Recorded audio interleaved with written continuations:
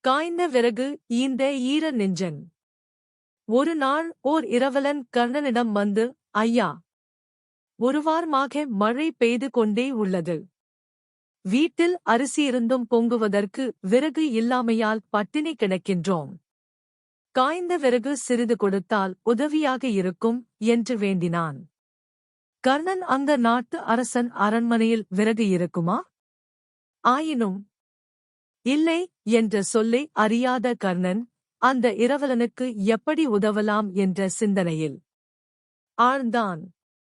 அருகிலிருந்த நண்பர் ஒருவர், கர்ணன் இந்த இரவலனுக்கு இல்லை என்று சொல்வதைத் தவிர வேறு வழி இல்லை.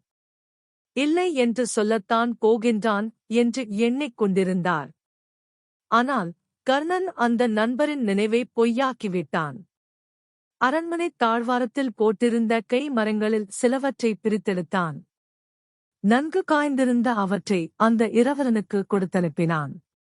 அதைக் கண்ட நண்பர், வள்ளல் தன்மைக்கு ஒருவன் என்று உலகம் கர்ணனைப் பாராட்டுவது சரிதான் என்று எண்ணி விடை பெற்றார்.